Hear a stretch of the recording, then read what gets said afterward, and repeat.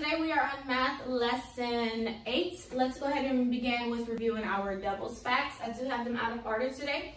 Remember, we read the numbers and we say the answer 3 times. So let's begin. 8 plus 8 equals 16, 16, 16. I'm giving space for you to say the answer, so I'm pausing, but I want you to say the answer, okay? Next I have 9 plus 9 equals 18, 18, 18. 5 plus 5 equals 10, 10, 10. 4 plus 4 equals 8, 8, 8. 2 plus 2 equals 4, 4, 4. 6 plus 6 equals 12, 12, 12. 1 plus 1 equals 2, 2, 2. 3 plus 3 equals 6, 6, 6.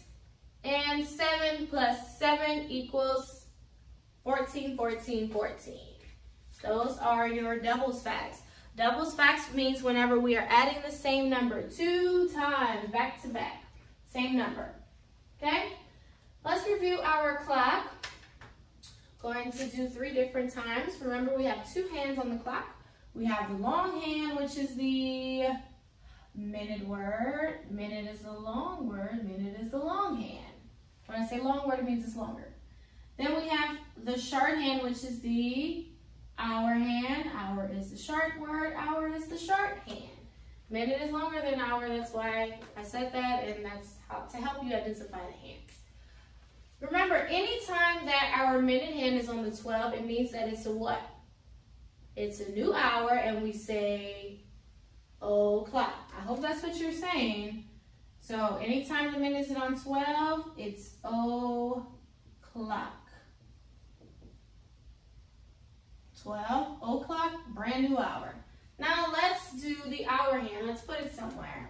Let's put it here. What time is it on my clock? I hope you said 11 o'clock. 11 o'clock. Okay, let's do another time.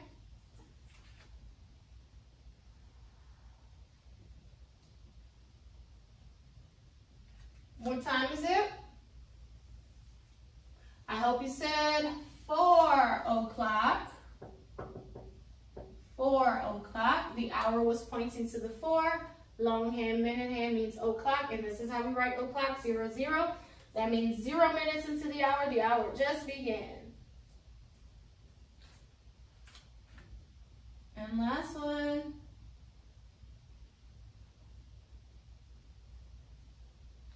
What time is it?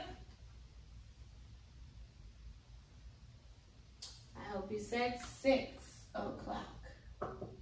Great job. You will have an example of a clock, and you will have to do your hands on today as well in your workbook. Let's review counting by tens. We learned how to count by tens from 10 to 200. We're going to start at 70 today. So I want you to say it and then I'll write it. Okay? 70 and then.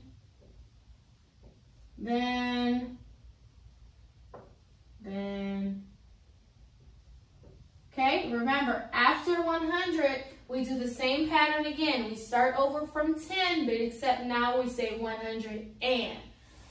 So from 100, we say 110, then 120, 130, and 140. Good job. Now, using 20, we will count backwards today. Whenever we count backwards, that means we're counting going to, whenever we count forward, we go to the right. Whenever we count backwards, we go to the left. So we're counting backwards today. That means our numbers will get smaller and smaller as we go. Let's start with 20. What would be right before I said 20? I'm counting backwards. I'm going back. I should say 19, 18,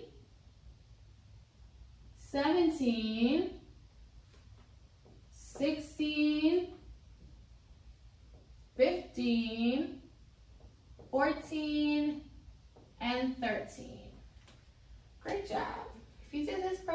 Awesome, awesome, awesome. The last thing we want to review on the board are the ordinal numbers. Remember, we learned those on yesterday. We use ordinal numbers whenever we are putting something in a certain position. We also use these numbers on our date as well. Remember, we have first, second, third, fourth, fifth, and sixth. That was the ones we did on yesterday, but it goes all the way up to whatever number you want it to be. So now I want to practice writing out the number. This is how we spell it, but sometimes, most of the time, we'll usually just write it as a number. But remember, when we write it, we not only put the number, but we have something that we have to put on the side of it, at the top, on the right of it. First, how would I write first? I put the number 1, then I put ST. We put the last letters of the word. However it's spelled, we put the last 2 letters of however it's spelled. Next, I have second. We put a 2 and D. Second. This is what it looks like written in number form. Third, 3 R D. Third. Fourth, 4 T H. Fourth. Fifth, 5 T H. Fifth. Sixth, 6 T H. That's how we would write it. And then whether it's 8th, 8 TH, 9th, 9 TH. It just depends on whatever number it is. But I told you majority of them have TH on the end. The only ones that don't are first, second, and third. But pretty much any other number will have TH behind it. Okay, those are your ordinal numbers. You will also see that in your workbook page on today. Today's lesson, we are going to start to learn what's called story problems. Story problems in math are whenever you have a problem that you want to solve. An addition fact, it could be a subtraction fact, a multiplication fact.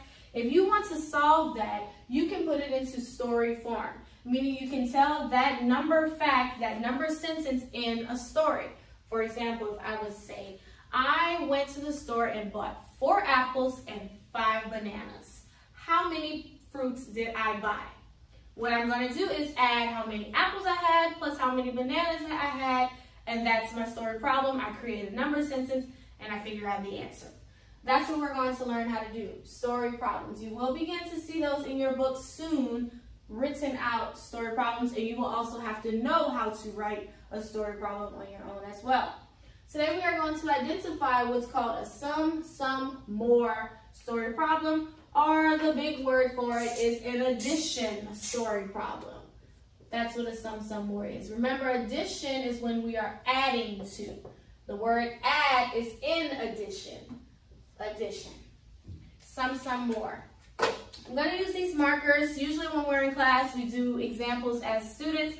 So these will be my students today. These markers are going to be my students so that I could help you to identify and so that we could act out these sum, sum, more story problems. Okay, so I have 2 students that are in line. These are my 2 students, red and black, that are in line. And 3 more students come to join them in line. So I have 2 plus 3. That equals 5. This is a sum, sum, more story problem. Why? Because I had some, which were the 2, then I added some more, which were the 3, and now I have 5. How to identify a sum, sum, more story problem is if you see the words more, added to, plus, any of those types of words that show that you are adding something to something is called a sum, sum, more story problem. You have some, and then you add some more.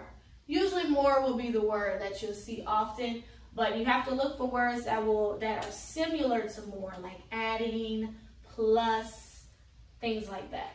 Sum, sum, more. Okay, let's do another one. I had 1 student waiting to get water from the water fountain, and then 2 more students came, put these down, 2 more students came to wait in line to get water from the water fountain. How many students do I have waiting in line now? 3. And this is also a sum, sum, more. I had some, which was the 1, and then I added some more, which was the 2, and now I have 3.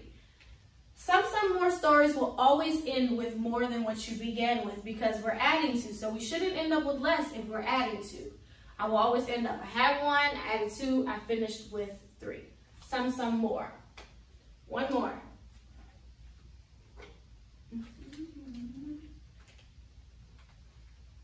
Three students were waiting in line. One student came to join them in line. How many students are waiting in line now? 4. Some more. I had some, which was 3. I added 1 more. Now I have 4. Some more. What I would like you to do, just a little challenge, is to create a picture of your own some more. So you can use students waiting in line. You can use students playing a sport. Whatever you want it to be, you can use fruits and vegetables, but I want you to draw a picture to show that you had some and then you added some more, okay? That's just a little challenge, it's not required, but if you want to just learn extra and do more, then you can go ahead and do that after you finish your workbook page. Today you are completing page 8A in your workbook, 8A. That's our math lesson 8 on today.